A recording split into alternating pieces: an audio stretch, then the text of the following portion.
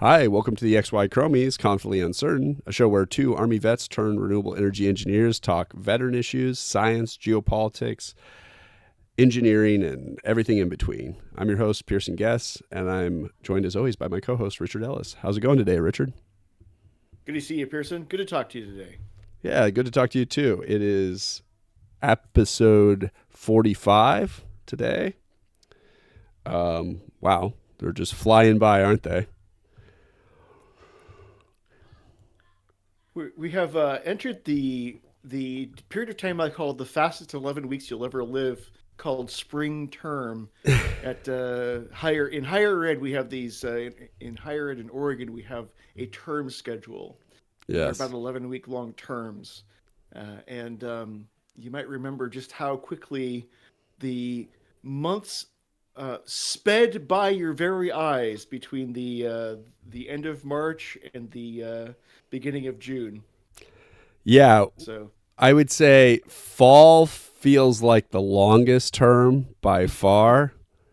Um, Winter, at least your senior year, winter term actually went by pretty quick, believe it or not. But that's mhm. because mine was just packed. I think I was taking 20 credits that term, a lot to really make that final year finish on time. But yeah, that Mhm. senior year of spring term, that was the fastest term of all time because and you're just scrambling. It feels like the entire time you're scrambling for your senior project and everything in between. Yeah. Well, yeah, you've entered turbo mode. I sure have. I met with a student last week that we talked about. Uh, what I'm so glad is that this person came to me. This is that would be the second week of April to talk about how to write their senior project report and how to fill out or create the materials that go on the The symposium board. poster. Yeah. And I know that there are seniors who have the same level of understanding of what to turn in and will not contact anyone until the week before they're due. Yeah. That board will become almost a rude awakening to them if they haven't figured the board part out in time because suddenly you're yeah. Oh gosh. But to be fair, the winter term this your senior year because there's so many credits at least for the renewable energy engineers and the electricals, Mhm. you're so busy with your classes and stuff. You keep thinking, okay, I'm going to work on this senior project, I'm going to work on this senior project, but Yep. the level of homework you already have and everything else on top of it, 14 hours of school a day, before Yep. you know it, the time just flies. It really does fly by, and before you know it, you're facing down the barrel of your project, your spring term, and you're like, we really need to work on this. And you've done a little bit on it, but yeah, um, I've been there. I felt it. So I was not one of those amazing immortal people who just really found time to do some incredible stuff. Um, I was thinking recently of Scott's. He had a renewable energy engine that he was basically turning an old truck to be battery powered, electrify it. Um, that was a really cool project that I can remember. You're referencing one of our contemporaries from the program, Yep. someone who graduated with you that year. Yep. Um, I met with him early in that year, and he told me what he wanted to do, and I did the thing that I hope that I will be appreciated. Uh, History will be kind to this mode that I use when I counsel seniors, Yeah. and I talked him out of doing the thing that he wanted to do Yes. because one of the most despairing things that our seniors try to do is hold themselves to account to build or manufacture something for which they have no experience doing. Yeah. And I said, "Tell you what, buddy, why don't we learn how to draw things in CAD and then you could just make a pretty picture of it and turn that in. You'll still get a grade." Yeah. and, and you know what it turned out? I had him bring his project over to my house for a few months, and by a few months I mean literally a year. It sat here at the house for almost a year, before I had to have him take it because the house was getting renovated. The Yeah, landlords were of doing course. improvements to it. And boy, it turns out I told you so because it wasn't done. He went to work immediately after Yeah. college, and good on him. Got a great job, but exactly where's the time? Where are you going to find the time or the resources to do this? What essentially is going to be tens of thousands of dollars improvement, right? So Oh, yeah. pretty ambitious project. No, I'm glad you also gave me the speech a couple times, and I kind of had an idea going into the senior project, the scope and the scale it Mm-hmm. should be Mm-hmm. based on our many conversations, and me Right. hearing you give other advice. I was like, let's not shoot for the stars. Also, Mm-hmm. I had a 1 year old child too, and I didn't have extra time to dedicate beyond what I was already dedicating my whole life to the school at the time. So uh, yeah, for sure. I definitely appreciated that wise advice. Because who does find the time? It's funny. I was having a conversation um, with one of my buddies who was talking about like when to start something and saying like he was going to wait for this and this and this Yeah. to start doing something. Yep. And I was like, do you want my advice on that? I mean, we're talking about it. And he's like, yeah. I was like, I found that if I wait for the perfect moment to start something, rarely do I ever start it, despite my motivation and want to Yeah. do the thing. Um, and I use working out as an example for myself when my senior year of school actually was Mm-hmm. when I was noticing already Ronan at a year was he was walking and he was getting ready, he was starting to run, and I was like, I have let myself go from the school and getting out of the army. I was not in fighting shape, as you would say. If you had made me, I might have been able to run like a 7 minute mile and then died afterwards, maybe, Right. Right. um, which is just pathetic by my own running standards for myself to begin with. And I might have been able to do maybe 40 push-ups, maybe. And I would have died subsequently after that. And Yep. sit-ups, I would have just died before you even asked me to do them, most likely, because I was like, no. Um, but I remember during that year, I had kind of been like, oh, after I get done with school, that's when I'll start going to the gym again and working out and stuff. Right. And I around November, I just kind of was like, you know what, I need to start now, and I started with like my wife had gotten those exercise bands or whatever to do stretches and stuff with. And so I just started doing stuff with that, like super basic. And then we got like the pull up bar that I didn't really use that much. And just like super basic stuff. And I was so happy about that because that same year in the winter, Sarah got pregnant with our second. And Mm-hmm. so I kept working out inconsistently at first. That first year was, in and out of doing stuff, but I tried to stay basically consistent throughout the year. And boy, was I really happy about that because since that year, my life has not slowed down. It's only gotten busier, basically. Like, Yeah.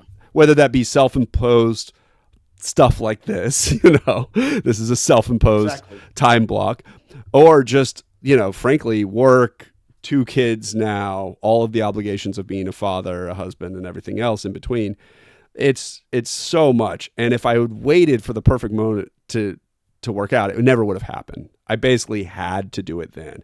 And since I had already been doing it while I was busy going through my final school year, doing the senior project, all of those hours we just talked about, I still made time to make it work. And that habit translated into my current life where I work out enough that I stay in decent shape. I'm not totally dad bought it out. um, and so that was an interesting conversation we had where I was just like, hey, there's really never a perfect time to start stuff. And that's not saying Yeah. everyone start doing whatever you want to do right now. It just means that a lot of times it's something to think about. If you really want to start something, um, sooner better than later. I've been re-encountering that. Uh, I think we've talked about this in the past, and this idea of reducing friction in the things that you would Yeah. what you might aspire to do or be, and um, the this is like little a quick anecdote that kind of uh, gives you some background for why I would say this type of thing. But there's this book called The Omnivore's Dilemma. It's by Michael Pollan. I do recommend everyone read it. It made me really consider. I eat like a garbage gut now, but it made me really think about the sources of where my food was coming from.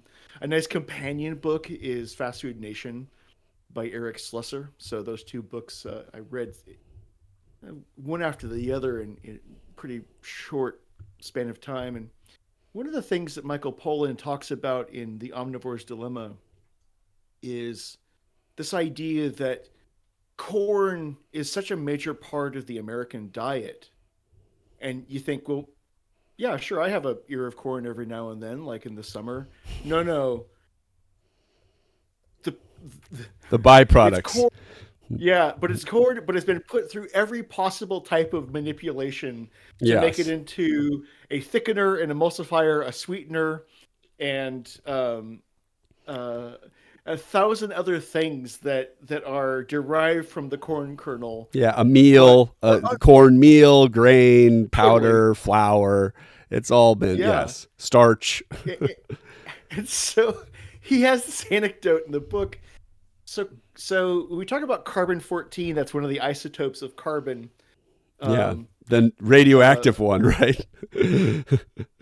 I is that right? Is that the one? Carbon-14 is what we use for carbon dating, and I think that's the one that he refers to. I might be getting it totally wrong. Someone's gonna have read the book and go, "No, you dumb body! It's Yeah, I might have got it wrong. carbon-9."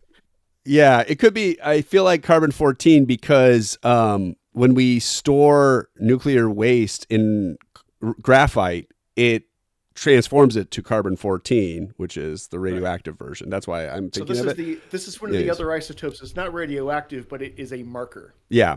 So, and I'm forgetting what it is. I We always say probably got carbon it mixed 14, but I up. know it. Who knows? I could be wrong too. So, So every one of the elements behind me has the potential for having a different isotope of that element. yes. Those are multiples of neutrons in the nucleus. Okay, here Yeah. we go. Moving on. I'm not totally a nitwit.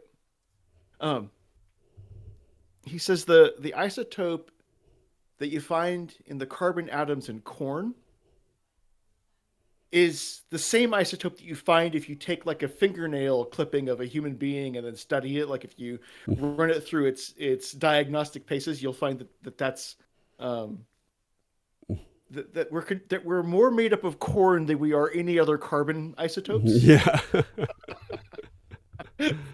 And so, all right, boy, that's the longest boring setup for this. Um, but what I noticed was that to reduce friction in my life was that um, I've talked briefly here, I think as well that after in 2018 I had this running with cancer. There was a surgery. Um, I had a secondary surgery after that, and so forth. And so my GI tract is like really. It's no longer like this cast iron piece of me. It's actually really sensitive to all kinds Yeah. of things. And one of the things that's really kind of messed up the most about it is that I don't have I don't have any runway, I guess I would say, for a couple of different sensations that happen from the abdomen. And one of those is actually just being hungry. Yeah. So I might go 15 hours, not notice that I'm hungry at all, and then all of a sudden I'm fainting onto a Victorian couch because I'm famished, I'm Yeah. starving. And so I've had to figure out how to treat my body like it's the body of a child that I'm caring for. Yes. I was about to say your stomach, which was a stomach, went to being Yeah. a tummy. It's a tummy now. Yeah, it's now a tummy. And your tummy I can be know upset and your tummy gets cranky. And yes, yeah, exactly. exactly. I no longer have this robust biology that I had as a 28-year-old. No, They it's call that gone a now gut. entirely. Your gut. Yeah, the strong gut. Now it, yes. And so one of the things that I figured out I had to do, I had to have snack time hmm and snack time has to happen at the end of my workday. It has to happen. I love talking about how pathetic I've become, but really this is like, it turns out this is what we are now using this terminology kind of with a bit reckless abandon, self-care. And Yes. so it turned out that the way for me to get this right, so I don't get in the car and drive home. Furious. I don't leave work and drive home because now I'm driving hostile. Yeah. I'm driving hungry. Yeah. This has always been a problem for me. So instead, what I do. So here we go. Here's the setup. I've revisited hummus and carrots. Yeah. It's obvious. Everybody knows hummus is great, carrots are great. You put the two together, two great tastes. But for reasons that I can't really even put my finger on right now, I had led myself to believe that hummus made me sick. No, hummus with a bunch of stuff in it makes me sick. Yeah. Red peppers and garlic and a bunch of other garbage. Hey, Garbanzo garlic. beans and tahini. Yeah, garbanzo beans and tahini sauce is made for the human body. Yeah. And so is garlic, dude. Hold on. Besmirched the bad name of garlic. Jeez. I don't know why it had to get some garlic. I don't know why it had to get some friendly fire over there next to red bell peppers. My wife would agree with you on the bell pepper part. I love all of this stuff. I had a garden, and I'd go to the garden and pull garlic up out of the dirt and wash it off and eat it raw from the garden. Yeah. Right, that's how much I love this stuff. But I Yes. just got done telling you, I've had surgeons go up in my guts and rearrange them. They don't work right anymore. I know. That's just tragic. So now the carbon isotope in my body is no longer corn; it's hummus based. You and everyone else in the Middle East. No. But I gave you this long stupid story to tell you that this is like one of those ways where I like suddenly, all of a sudden, over the winter, just shot up in weight. I just suddenly became much more like I'm not fitting into my pants anymore. Come on, what's going on? Because you've got a snack now. You've created a well, no. What's worse is that I think the snack is actually the bringing healthy my part weight down. It turns out, Yeah. because if when you look into how our bodies work, there's this calorie. So one of the things I think that you and I might talk a lot about is what we would call an input-output exchange, a trade balance, if you will. Yes. So it takes a certain number of calories to process new food when you eat it. Yeah. And if you eat food that you find filling and delicious, but is still a high caloric processing requirement, it tends to actually have this nice complementary effect to weight loss if you want to do weight loss. Yeah. And so what I had been doing is, look, some nice chocolatey snacks I bought at Costco. This is going to be a nice thing to eat before I go home. No, that's the wrong thing. That's going to help the waistline increase. And make you way hungrier too, because sugar. Oh, like if you have dessert before you. So the Persian trick, by the way, is if you go to a Persian house, by the way, you would love it. Mm-hmm. You should. I highly recommend if there are any Persian friends you can acquire in the area. They would be in Southwest Portland area, by the way. Just FYI. If you can, town soon, right? Because yeah, exactly. Well, when you go to their house, there's little trays of treats and knickknacks, usually from Iran, which are, they've been doing dessert for 5,000 years. Just imagine that. Right. They're really good at it. Like, yeah. So, they have these desserts just all over the stuff, pistachios are big. Lots of different pistachio treats but they're everywhere. And so you kind of show up to the house, it's a party, whatever, barbecue, anything that's happening, some kind of event, and you're just snacking. You're waiting for the meal to be cooked and get ready, for the big meal, but you're just snacking on sweets the whole time. And you're not filling up. You're just kind of grazing here and there. You're having a drink. By the way, I don't know if all Persians do it this way, but at least in the Persian households I've been, you're getting drunk too before lunch or dinner, whatever it is. Like seriously, this is like you're basically like Yeah. shot, like right off the bat. And I don't drink that much anymore, so like I get drunk like 3 shots of tequila. Jeez, okay. And then what's great is the rest of the party, you eat food, you eat the meal, this big meal, kebab and all kind, tons of meat and bread, whatever, and some salad. Next thing you know, you're stuffed. You sober up through the meal, right? Because you just Mm-hmm. pat it up there. You drink tea afterwards to call, a nice little Yeah. caffeine pick me up, and maybe a dessert or two at the end too. You're just a little bit more, but that's the vibe. So you'd love it there, but I tell the whole story just to make people jealous of, or to tell them to go get some Persian friends so they can go hang out at their parties. But Exactly.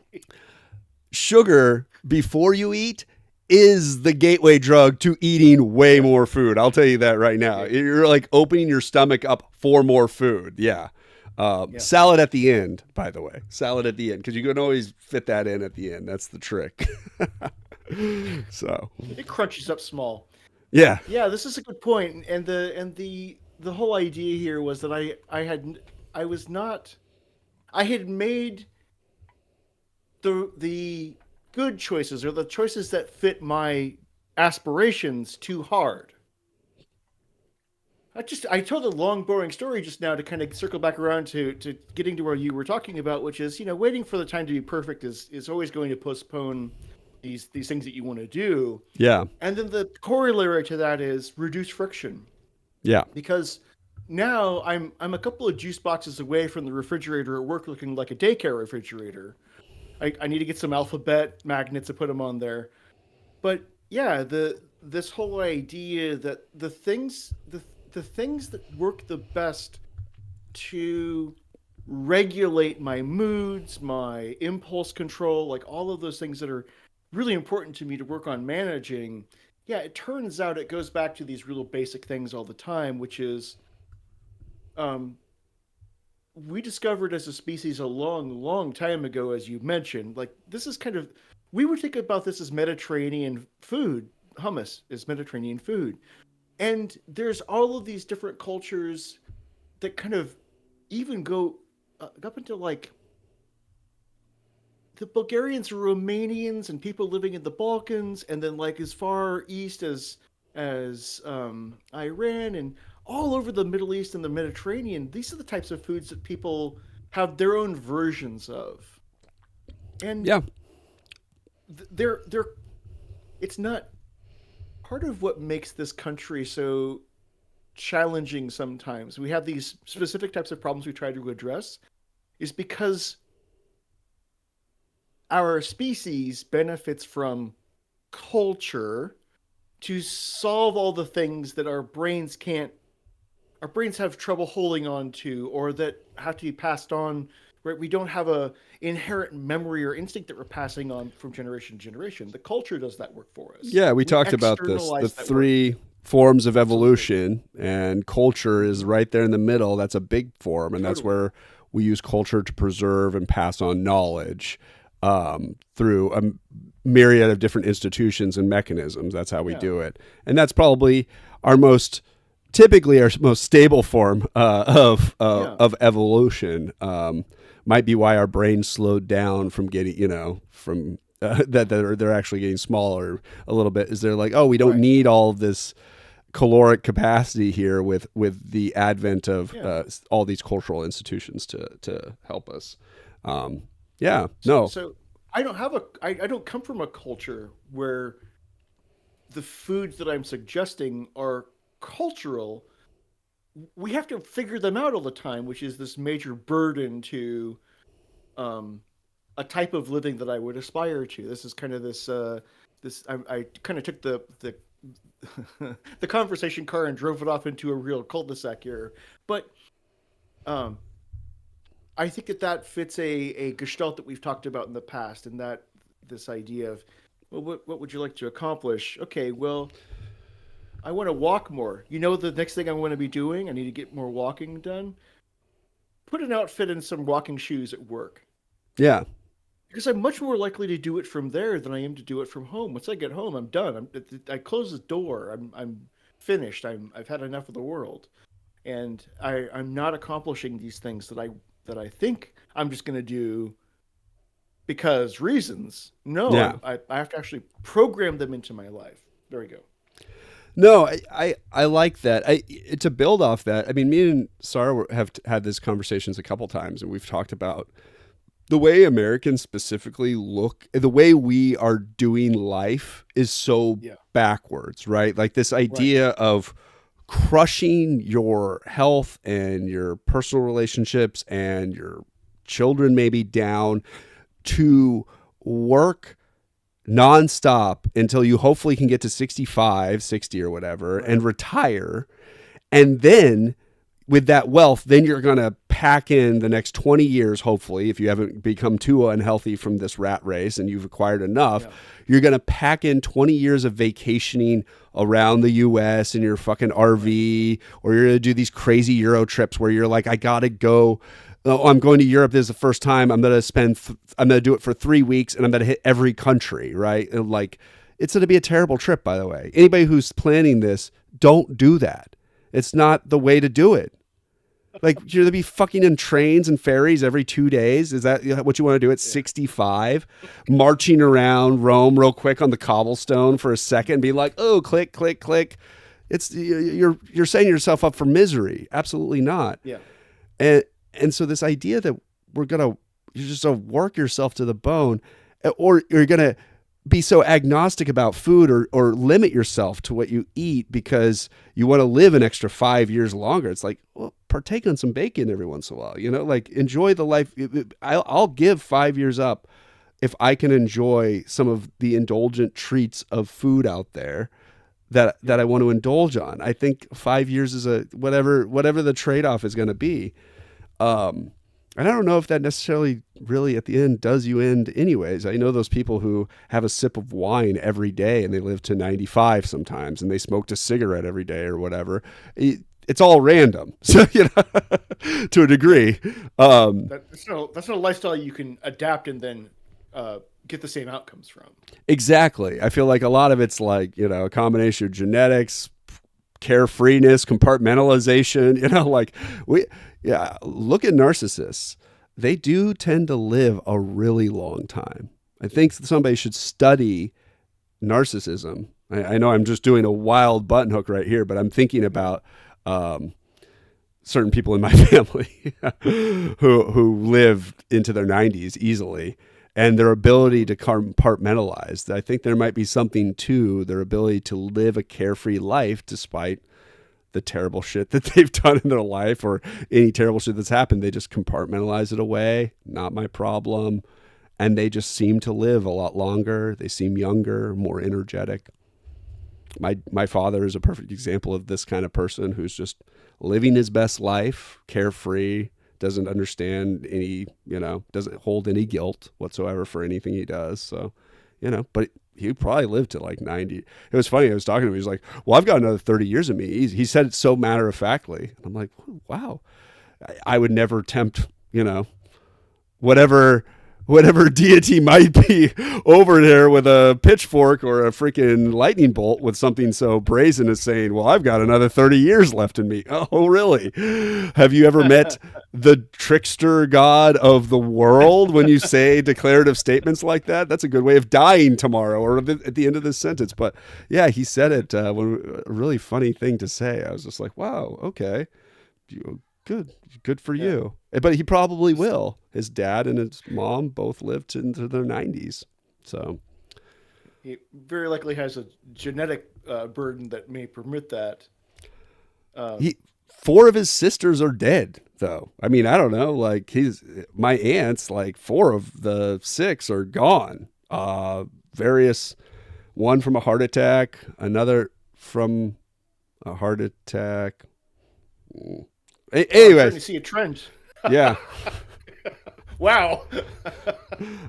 Well, I think a couple of them due to medications and heart conditions. So I would say, Right.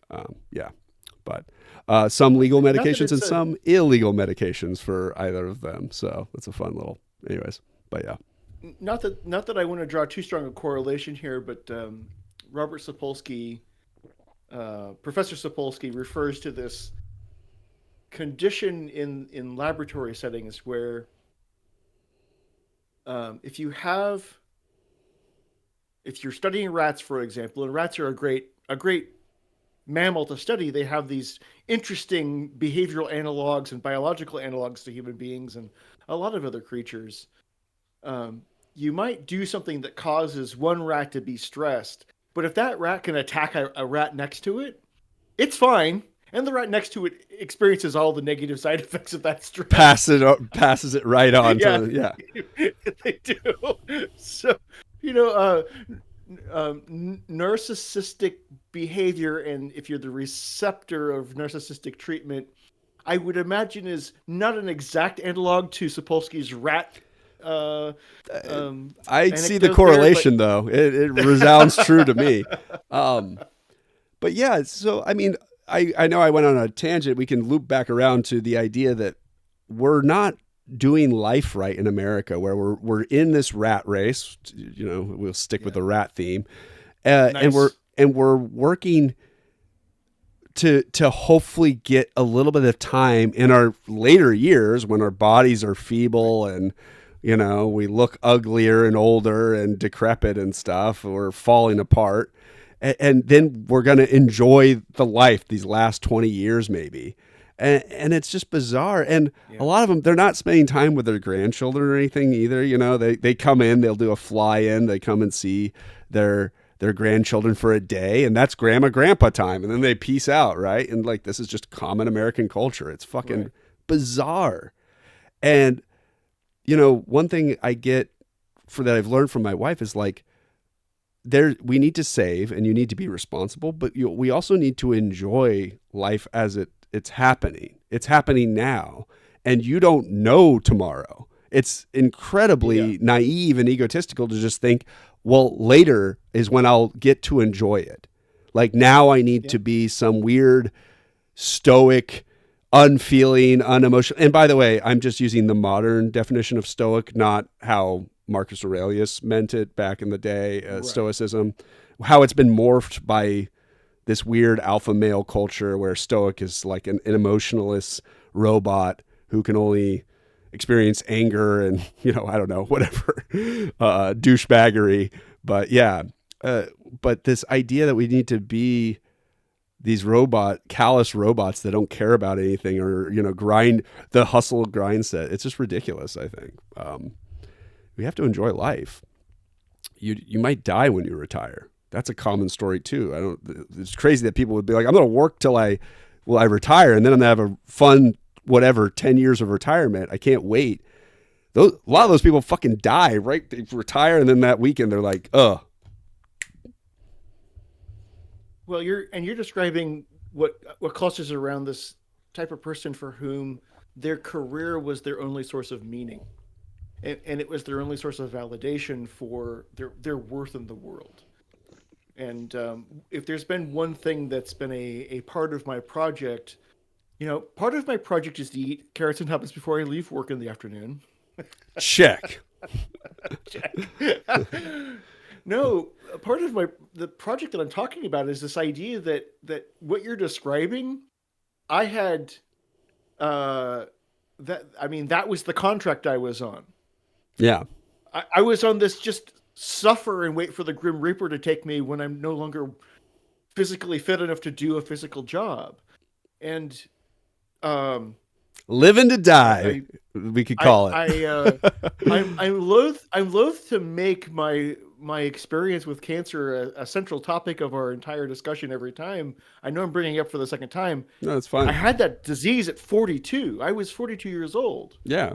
That's That like that's not that long ago either, by the way. So I mean, it's for apropos. me it's yeah, for me it's 5 years ago on this day that we're talking. And um there are lots of young people that get wild and bizarre cancers that you know you would think that that's the thing that would be way later in life, but the type of cancer that I had that was GI tract related, um, that's normally found in adults much older than I was when I had it. And we're um, gastroenterologists and other surgeons who are who work on these types of disease states and do these types of surgeries are having to rethink their recommendation for when people start getting colonoscopies. Because, I mean, for me, that was going to be another decade away or more.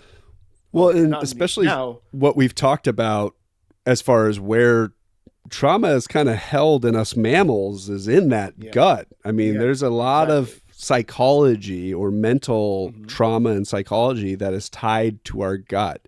It is a very Yeah. complex system that I think it seemed to understand the least out of a lot of our different systems because it is so complex. I mean, it is the largest in the anatomy books, by the way. If you do ever have all the anatomy books, it's the thickest. The gut, the digestive system, it's the biggest one. Um, so there's more words dedicated to that one than any other one, meaning I'm just going to take a leap and say it's pretty complex. Um, So we could make a bunch of conclusions or assumptions that may or not be right, that this treadmill to my this career treadmill to death was uh contributing factor to that disease state. And I'm not, I don't want people to take away that information from this, but that disease state was a real awakening for me to understand that, oh, what I was doing, the way that I was pursuing life and my career and my personal relationships was anything but healthy. Song And name, by that the way, Treadmill to the Grave. That's a good song name. Just saying. You almost said that, but then you said treadmill to death. But I just wanted to throw that in. Treadmill to the grave. I mean, that's a I, I can't, the visual though, it's like I I guess when you get off the treadmill, that's over. It's over with. As long as you're on the treadmill, it's fine. even a Um, zombie just falling right into the grave off the treadmill. You know, it's exactly. boom. Yeah. Yeah. All right. Uh, we've really hit up on a couple of things here. I think that get at individual behavior, culture, the confluence of individual behavior and culture, and the outcomes that we would desire or aspire to that give us the best overall life experience, if not longevity, at least the life that we're currently living, the one that's right in front of us. Yeah. So I hate to quote an old gay Greek philosopher, but I will. Socrates talked a lot about this shit, although he didn't live it. The guy who talked about balance, yeah, balance in all things, and I do agree with it. But just like any other prophet slinging, selling something, who was mooching off of people, that bum was not balanced. First off, Socrates was not a balanced individual. So him talking about being balanced, but he was on to something. That's just goes to show you can teach something or preach something and not believe it at all, or not really buy into your own pitch. But yeah, Socrates talked about balance. And one of the things, even your and my childhood, where we were treated like indentured servants and stuff, created severe imbalances that you end up spending your adult life being countering with some other imbalance, right? That we've talked about Right. this, whether it be through various addictions, going headlong into, obsessing over work or whatever. It's an Yeah. unhealthy replacement because there was an unhealthy extreme to your life as a child. When your children are being treated to just work all the time. I mean, when I became a young adult man, it was as if I was never allowed to play. And I was allowed to play as a kid when I was a kid. But because I didn't get to play too much, I mean, my first 10 years as an adult, everything was play. Everything was in service to get to play. If you were, Right. Working to die, I was working to party in any Mm-hmm. form or fashion. And it was to get blitzkrieg drunk, high, go out, meet women, all of that stuff, dance, have a good time. Everything was in service to have a good time. I saw that wasn't who I wanted to be, and I thought the army might be a good stopgap to that, among other Yeah. things. There was a lot of reasons why I joined the army, but one of them was I needed a daddy that was going to be disciplined. I needed something to make me stop doing all my tobacco, alcohol, blah blah blah, video games. Richard's laughing now, and I've talked about this on our podcast before, and I'm sure every veteran in the planet, if they ever heard this, would be laughing too. Boy, was it going in the Army, me thinking that it was going to be the fix to all this shit. It was the opposite. Obviously, I doubled down on that behavior. And suddenly now I had this oppressive father again, the big green dick of the Army as my oppressive father, who was requiring I work on the weekends, right? And stressing me out on every weekend, never knowing if you were going to get a call to come in because, on base. What is it called when they call you in randomly because they're worried? Like if a soldier went missing or something, they do like a base recall. Yeah, you would get recalled for the weekend, basically. In the Special Forces program, we got recalled like almost every fucking weekend because, I don't know, at Fort Bragg at the time in Fayetteville, there was like a soldier that went missing every week or died, or that was in a gang and got killed or some shit. Like, seriously, I'm not joking. This was like literally happening often at Bragg when I got there. So like we were getting recalled every fucking weekend. Like I never got a weekend, and like you just want a weekend when you're just getting wailed on. And the Special Forces training program, all the guys who are back in the hold while you're waiting to go to the next class, those are the guys that didn't get to be instructors in the class. So they're back there and they're not happy that they're on the B squad watching us losers, and they hate you. They just fucking hate you. And they're there. They hate their wives more though, so they're there, or their ex-wife or whoever the fuck. I mean, they do. So they're there over the weekend to just like fuck you up. They're there to fuck you up all the time, like getting you ready for the class you're going to. So yeah, I went into a place where not only was I getting triggered like I'd never gotten triggered before by this. Like every weekend, it was just I'm gonna drink it all. I'm gonna do it all. Yeah. Like. Every time. That's what my life became. And, when you're in the infantry too, you start jumping out of planes, you start to go, poof. Every time you jump, I always thought, this could be it. You never know. Maybe I'm the one. There's always one person who dies in an airborne incident once a year, usually around the Army. You're always like, am I going to be the guy, or am I going to get the guy who gets fucked up by the plane? I don't know. But so you're just drinking and partying because you're like, this could be it. And you value your life so low too. So like, yeah, my 20s, that's what my 20s were. And it was because my parents were so fucking strict. It was, of course I was going to do that. My dad thought he was instilling discipline and work ethic. Right. Well, suddenly, no, all he made me want to do is work to get done. I would work fast to get done. Was it good work? Yep. I don't know. Who cares? I got it done. Right. Like, oh, I'll be the first to get this done so I can get the fuck out of here. I don't want to be around any of you people. Mm-hmm. So, yeah. Anyways, that was those are the perverse imbalance. Incentives that he was teaching you, and those perverse incentives persisted long into your early adulthood. And the outcomes for perverse incentive systems are bad on the individual. They're usually really negative. They have these just maybe obvious consequences, but there's just a whole bunch of not very obvious consequences. And sometimes those are early onset disease states. Sometimes those are just a swath of destruction in relationships and lost friendships and romantic relationships. Yeah, we've made it very abundantly clear how we feel about the type of parenting that we experienced as young people.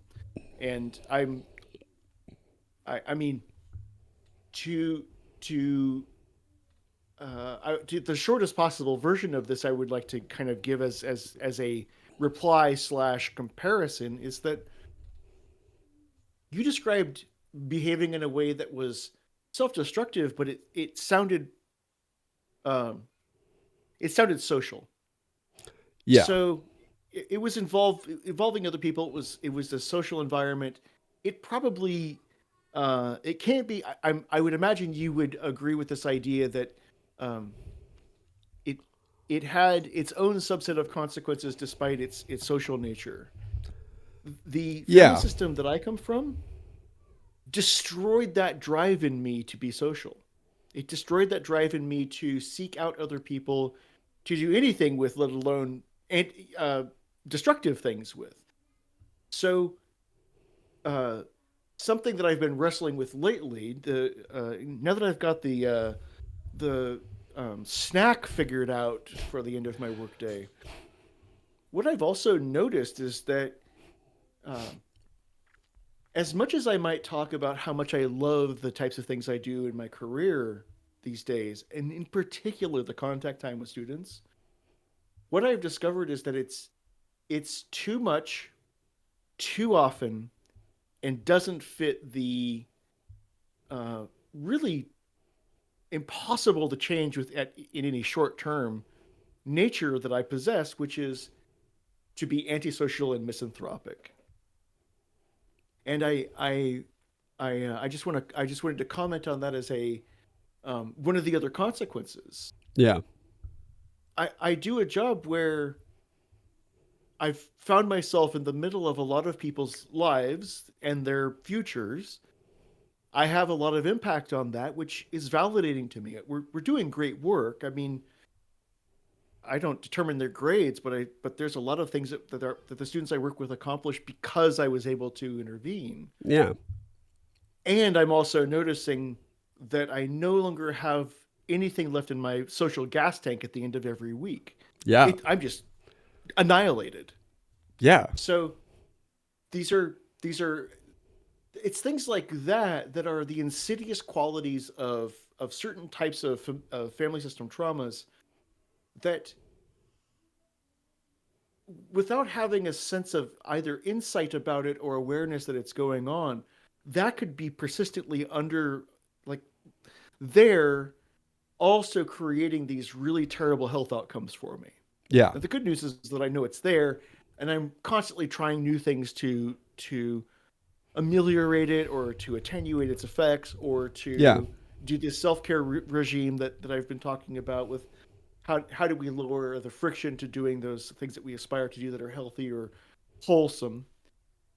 We've really taken the conversation today in a path that I'm glad that we're returning to a little bit today, and talking a little bit about how we live and how we can live better, with the intent, with this, like, this outcomes based desire to not just hold off until we reach a certain age when we may or may not still be anything left of us to have that life, but to create situations now, in the moment, where we're actually living, Yeah. where we improve our health and our relationships and enrich ourselves with those things now, as opposed to some wealth that may or may not be destroyed by someone's spasmodic decisions that affects how Yeah. investments are made. Yeah, it's funny. We're in sync too, because me and Sarah were talking about this today as well. When she got herself some dresses recently, Yeah. because where her mom works was having a sale, and she hasn't bought clothing for herself since, like, her pregnancy. She brought a couple pregnancy dresses that she could wear around the Right. house, of course.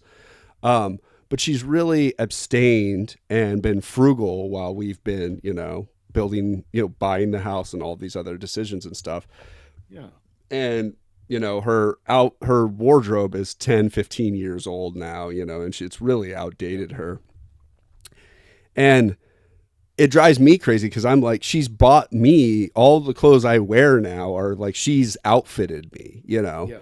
Now, I know my clothes they're guy clothes. It's t-shirts, and, they're cheaper, it's, all that other stuff. So it's easier. So she could justify, like, buying me a couple shirts or whatever. She's like, fine.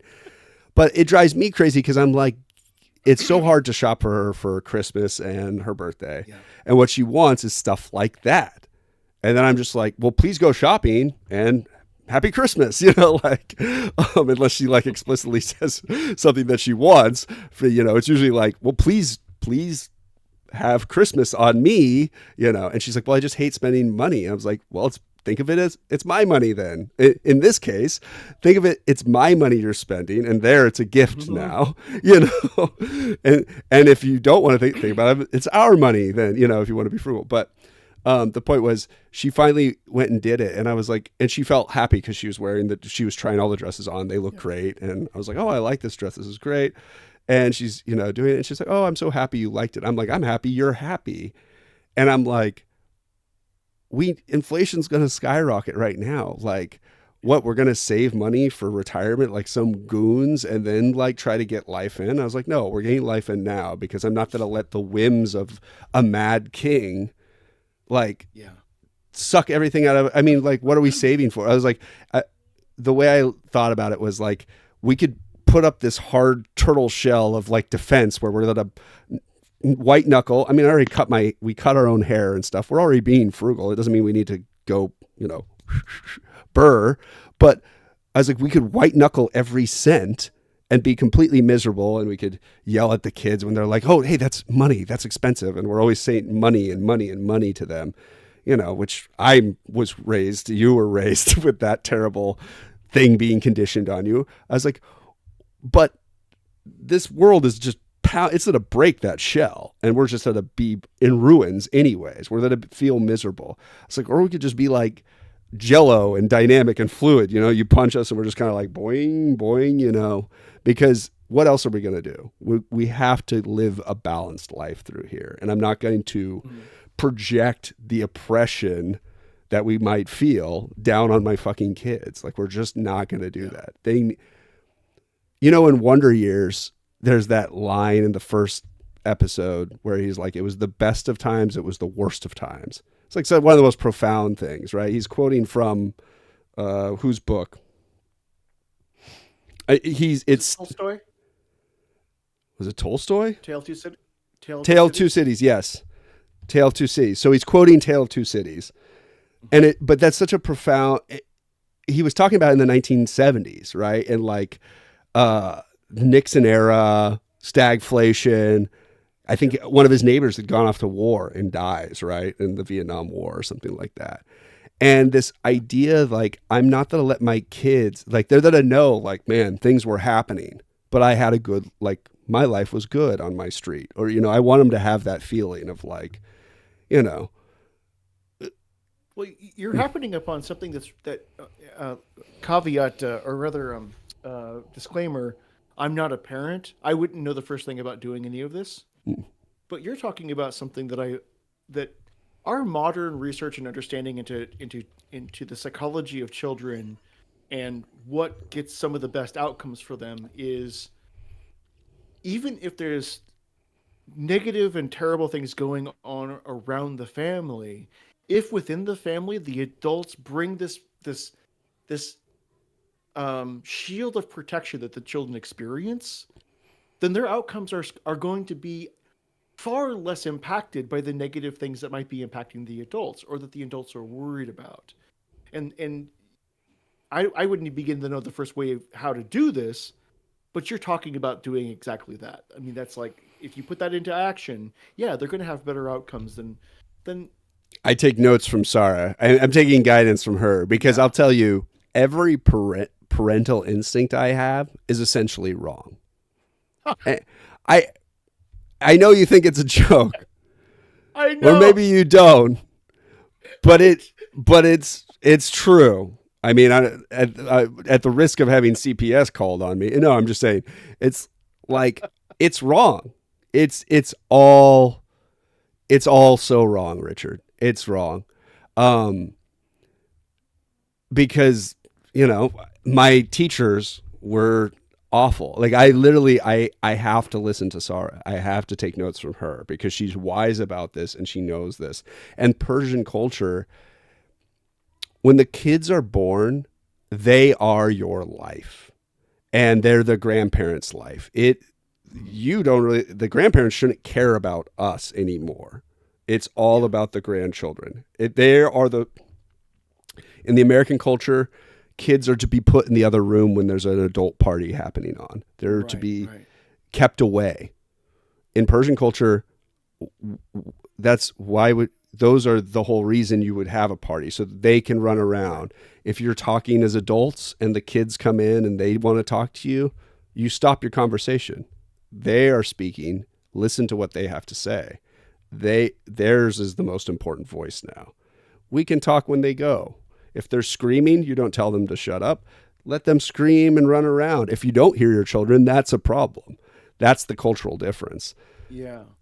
All of this is wrong. Like, to me, kids screaming around at a party is infuriating. Shut those kids up, right? Like, my instinct is do all of the things I just said not to do, that the Persian, culture would not do. So it's the hardest challenge of my life. I like when you step up into a new echelon of life, harder than engineering, harder than any of that. Me learning how to be a good parent and a father, this is the challenge. Yeah. And if you did ever, decide or had them or whatever, it would probably be a big challenge for you too. It would be one of those things you would have to take notes from, hopefully, a balanced, stable individual, if you had a partner or whatever. I mean, but yeah, just because of our background, it's tough. I'm very aware. Just like you said, at least I know about it. I know about it. I'm actively aware of it, and I'm constantly having to be extra judgmental to myself too. Cause I'm like, yeah, because you don't get extra chances with your kids where if you scare them, if you're yelling at them all the time and all this stuff, you don't get extra chances. They're going to remember scary dad. They're going to remember that. Cause I remember scary dad. You remember scary dad. Like, yeah, forever, that guy is still scary to me. Like, I could probably kick his butt cause he's old now, but like, he's scary to me, deep down. The way that your kids will treat you in 40 years is the groundwork you're laying now. And that's the thing that those people, the family systems that you and I come from, they didn't have that in mind. They probably expected that whatever the outcome of their parenting efforts would be, that we would conform to some ideal, but this is I've been listening a lot to Scott Galloway recently. He uses this phrase, reverse engineer.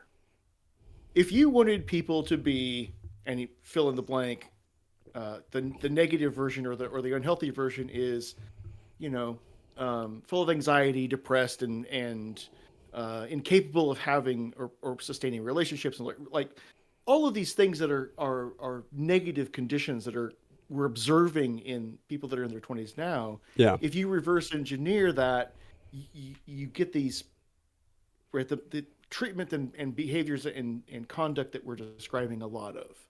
And so if you want to reverse engineer from really like reciprocal, compassionate adults that your kids are going to grow into, and that care about your outcomes and care about being connected with you even into your dotage, yeah, it looks more like what you and Sarah are doing now as opposed to what you and I lived through.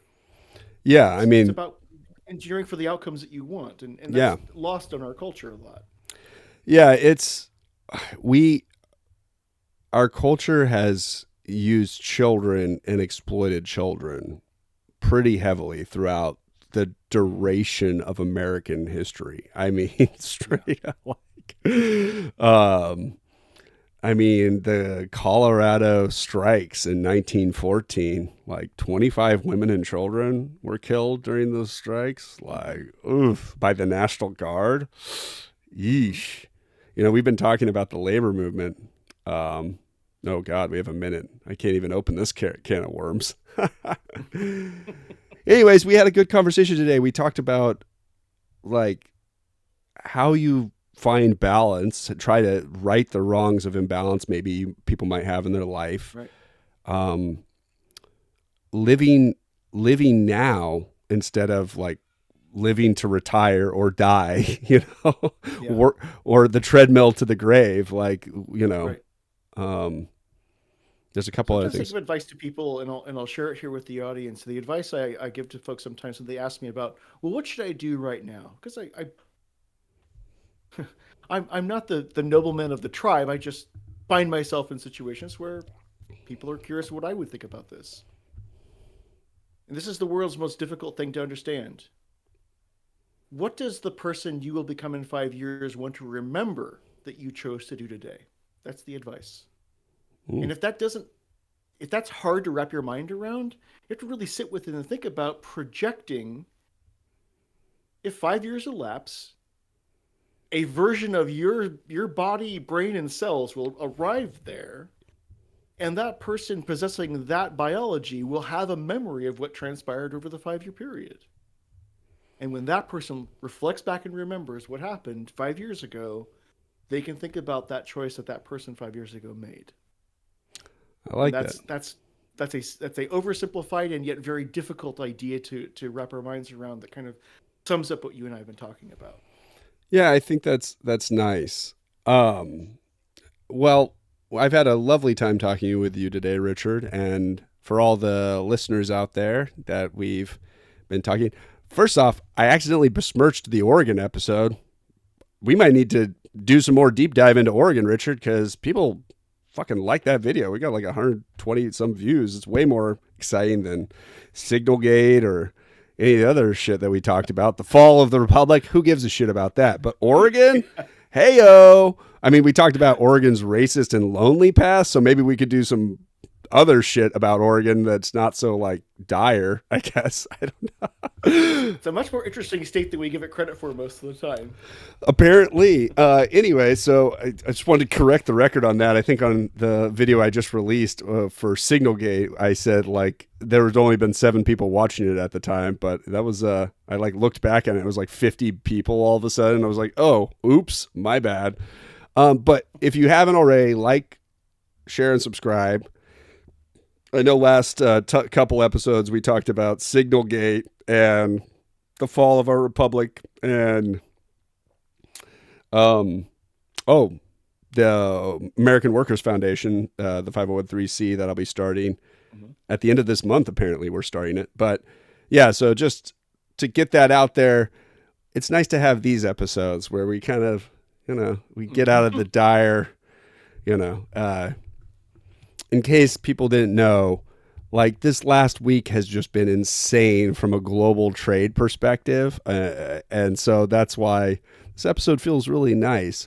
However, you guys will be watching it about 3 weeks in the future from now, and God knows what it's going to be like then. So, hey. Oh, man. But Stay safe out there. yeah, it's been fun. We're going to keep doing this in 5 years. Hopefully we have 55 subscribers now. Hopefully we have I don't know, 5 years from now, what seems like a reasonable amount, 80 to 100,000 subscribers. Because I think it goes like this eventually at some point. It's going to do this. Or maybe we'll just be like this the whole time and we'll have 40,000 subscribers in 5 years. I'd be cool with that too, actually. So with that, Richard, I've had a great time. And Likewise. I'll talk to you next time. Right on, dude. Talk to you next time. All right.